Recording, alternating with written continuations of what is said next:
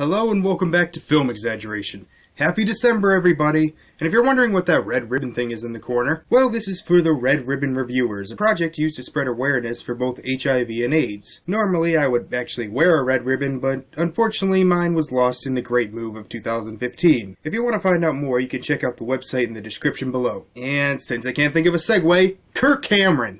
Released in November of 2014, Saving Christmas stars Growing Pains star turned evangelical Christian Kirk Cameron, and is directed by Darren Doan, who also co-wrote and co-stars in the movie. Made on the budget of just $500,000, the movie ended up making about $2.5 million back, so by that logic, it was a box office success. However, critical reception is a different story, receiving a 0% on Rotten Tomatoes, with most of the criticisms going towards the production values and story. Audience reception wasn't much better. Currently it stands at a 1.6 on IMDB, and also appearing at number 4 on their bottom 100. However, earlier this year it had it worse, appearing at number 1, which might have been caused by Cameron's insistence to his fans to go and boost the scores, but ended up backfiring as when people saw this, they ended up voting it down, leading to it to win several Golden Raspberry Awards, including Worst Actor, Worst Screen Combo, Worst Screenplay, and Worst Picture. So is it fair to review this movie if most people who voted for it didn't even see it? Yeah. This is Kirk Cameron's Saving Christmas. So our movie starts with our main character Kirk Cameron, played by Kirk Cameron, telling us all the reasons he loves Christmas. I love Christmas. I admit it. I love everything about Christmas time. I love the cookies. I love the fire. I love the presents. I love the stockings. I love the tree. I love the fudge. I love the lights. It's a great time for growing out the winter beard. You got that right. And I love hot chocolate.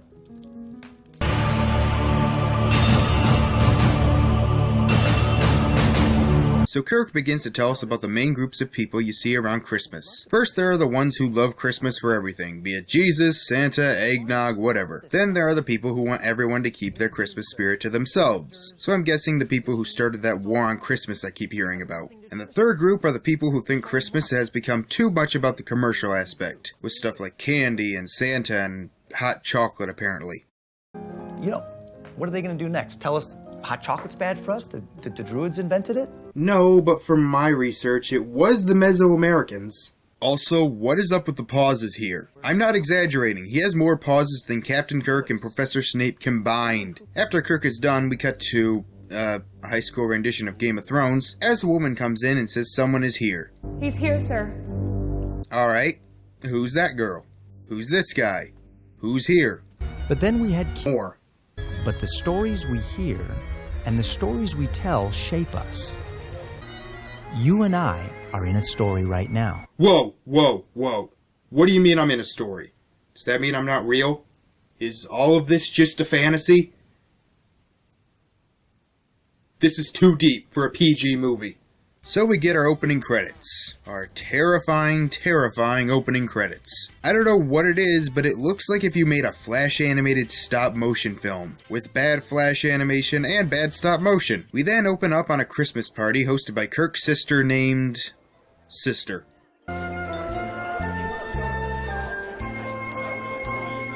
Hey everybody, that's me, enjoying the party.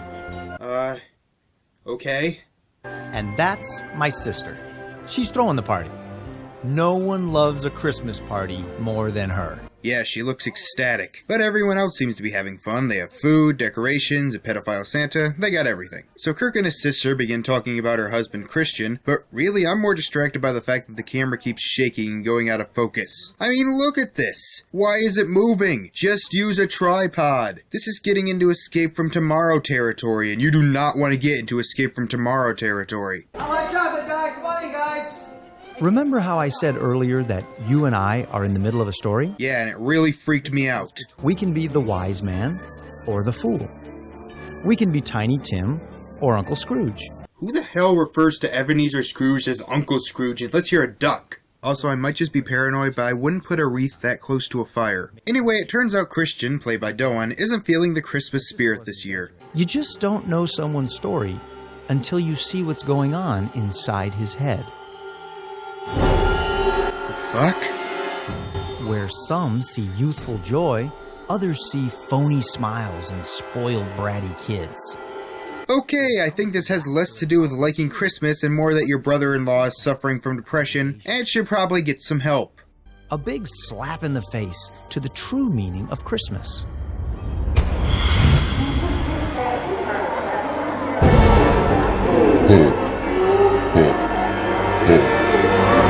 My man Christian, how you doing? What's up, DeAndre? DeAndre, because black. How you been? You know me, blessed and highly favored, And? saved and sanctified, filled with the Holy Ghost, and that with a burning fire. Made evident by speaking in tongues, of course. Oh, God. It's amazing that you managed to pack both every black stereotype and every gay stereotype into one character. No more crazy shirt Fridays. We're gonna go to HR. I'm gonna take it straight to HR. You gotta read your emails. If we don't have crazy shirt Fridays, it's the end for us, man. That's all we got.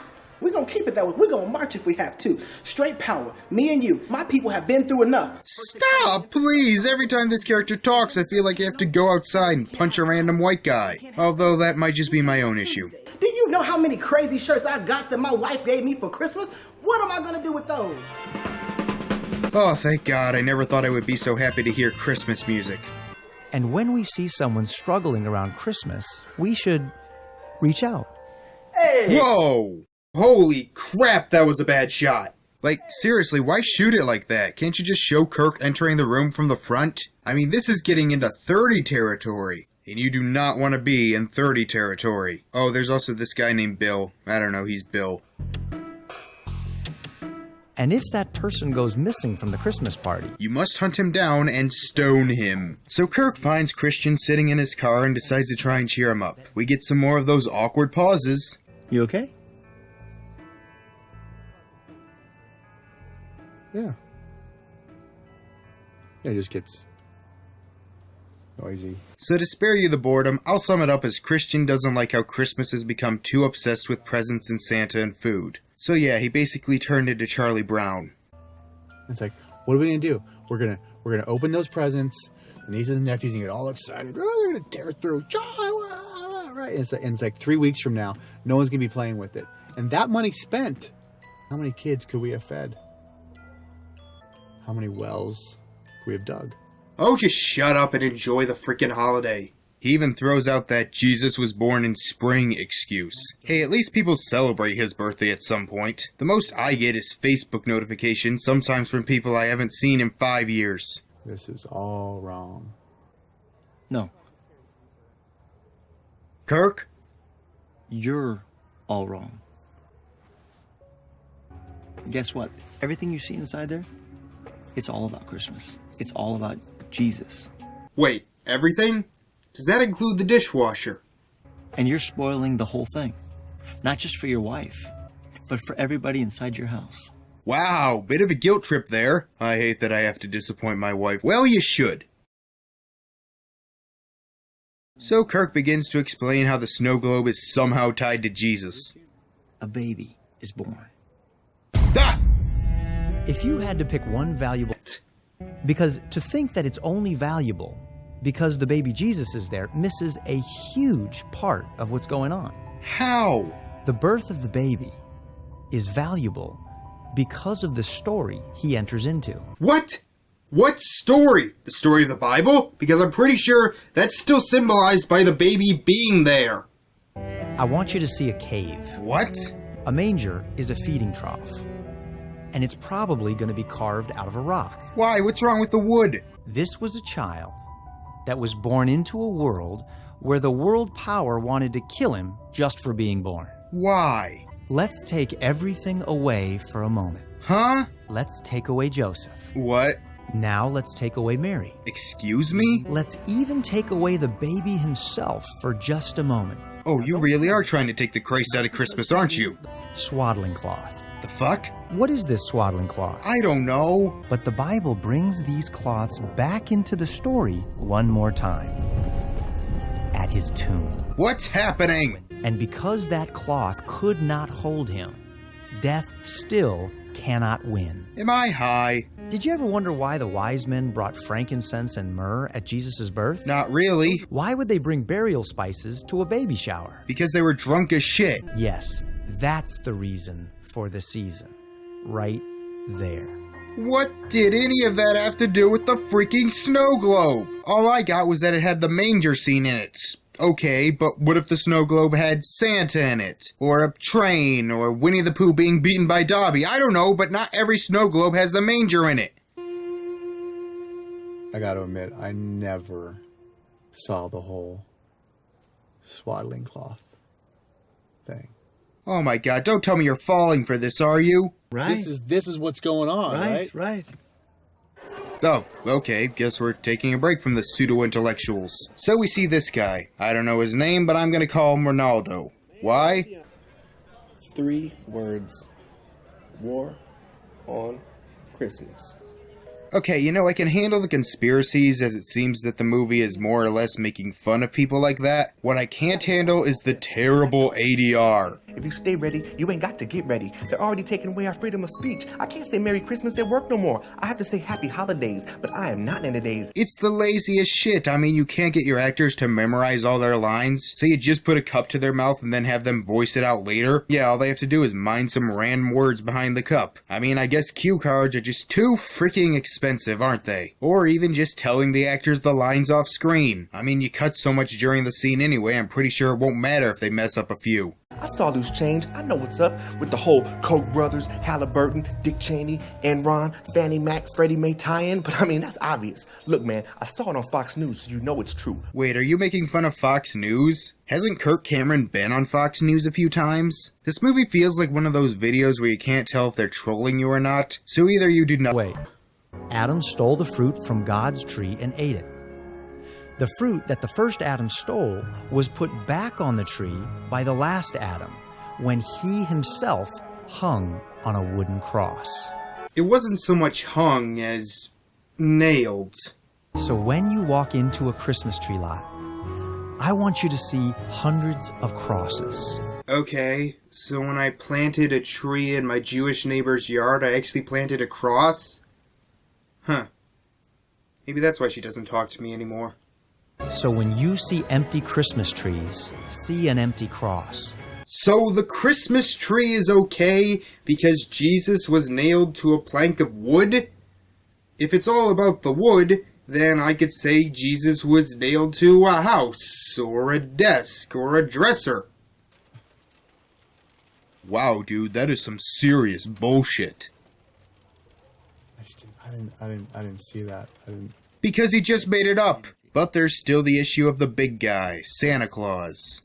Santa. Rearrange the letters. Satan. Could it be Satan? This is a high-handed hijacking. I think Kirk's face here pretty much sums it all up. I'm looking at it. I see him. Hold on. I see his face.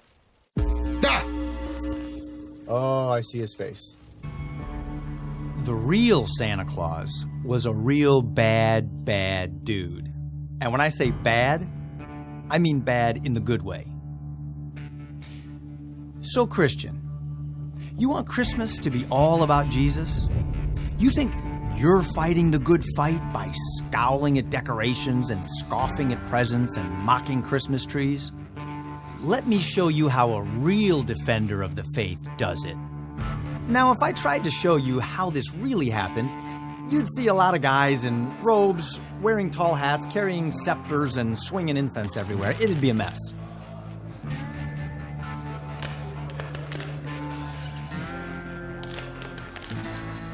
Is Santa gonna kill me? So we see that part we saw at the beginning of the movie and finally find out that this guy is Saint Nicholas. He heard of some dude named Arius who is questioning Jesus' role as the Son of God and is saying that he was probably just a normal guy. And Nicholas, to teach him a lesson, smote him on the cheek. Holy shit!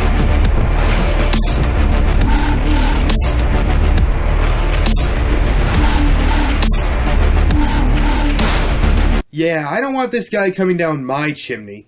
Those were difficult and desperate times. Truth was on the line, and it was not the time for this pastor to go soft on truth or stay quiet for the sake of being politically correct. And that is the mentality for every internet troll you will ever see.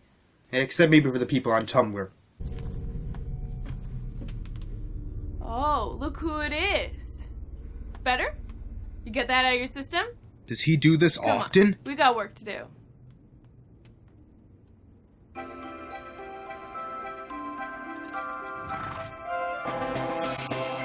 Never smile like that again, for the love of God. Santa is the man. Well, Christian has officially gone off the deep end. You know what would have made this better? If he told Kirk he was full of shit. Then Kirk, realizing his plan had failed, decided to just tell Christian the truth. Yes, everything in there is from other faiths. Maybe even faiths you don't necessarily agree with. But you know what? It's okay, because we're all here as a family, having a good time and love each other. And that really is what Christmas is all about. That is what Jesus taught. This is why we celebrate him. Do we really need the tree? Do we need the presents? Do we need the food? No, but if it brings us all together and makes us happy, I think that's what Jesus would want. But no, we get the tree as a cross and Santa nearly killed a dude for blasphemy. Hey, whatever makes you happy. Let's celebrate with a floor slide.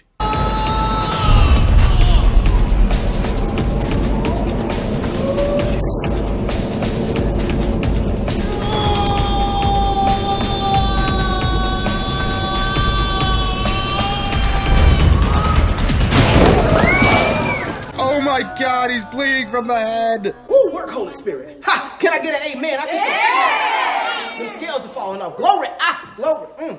Also, hi girl, obviously looking at the director. Sometimes you have to be brought low, to be humbled as a little child, to get the right perspective on Christmas. Look at the presents around your tree. Imagine the New Jerusalem. Oh, come on, that's just desperate. Hell, even his wife seems completely dumbfounded. Honey, I've been a bit of a jerk this Christmas season. Yeah, you have.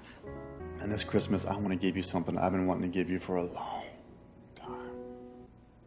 What do you got in mind, Big Papa? The fuck? Now, what happens in most stories at this point? I mean, if you were writing this story right now, what would you want to have happen? Orgies. The cliche kiss, right? But if we've learned one thing in all this, Santa killed a dude? let's not forget that sometimes our heroes do the unexpected. I was kidding about the orgies. I went ahead and just organized a hip-hop dance crew that encompasses all the joy and gospel burst and excitement that I alone as one man just cannot express. Oh, okay. What? Angels we have burned on high, sweetly singing o'er the plains and the mountains in reply. Well, if you can't beat them, join them.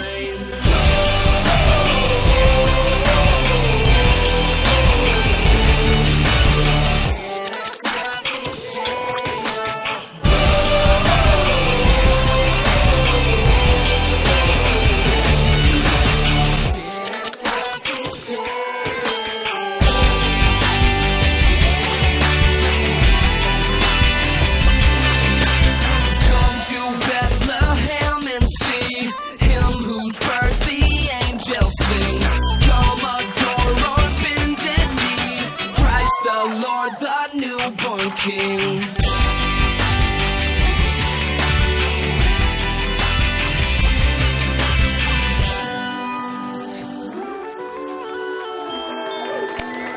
All right, everybody, let's feast!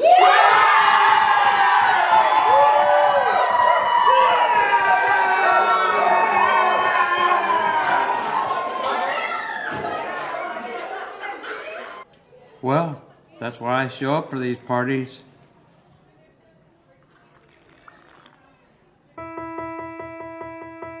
So this is Christmas. Pull out your best dishes, your finest linens, your nicest silverware, the biggest ham. Be as greedy as humanly possible. Wait. And don't buy into the complaint about materialism during Christmas. Sure, don't max out your credit cards or use presents to buy friends. But remember, this is a celebration of the eternal God taking on a material body.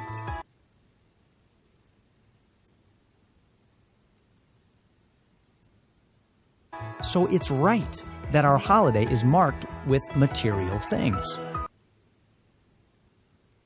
Hey, if this is what makes you happy, all power to you. My brother-in-law is seeing it for the first time. And once your eyes have been opened, you can't go back. That sounds like a threat. All the best to you and your family this Christmas. Wait, what the hell was Ronaldo's plan the whole time? The only thing we can do. Maybe it's at the end of the credits. It be the movement. Improvement. Never mind.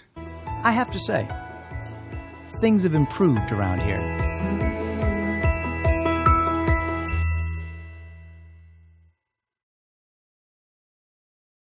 I think I can say without any hint of hyperbole that this is one of the greatest movies I have ever seen.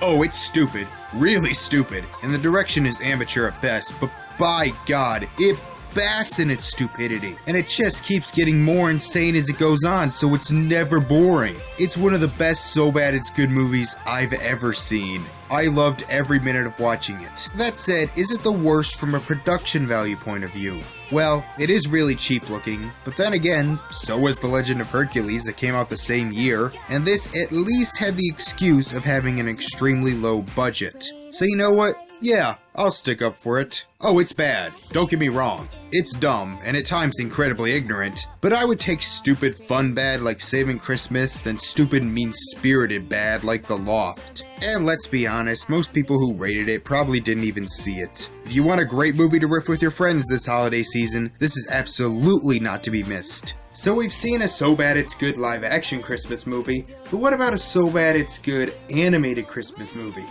Well, join me Christmas Eve for that, and I'll see you next time. Bye.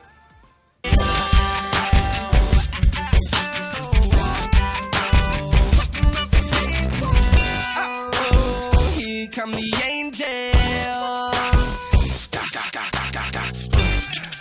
Put your wings in the air. Flap 'em like you just don't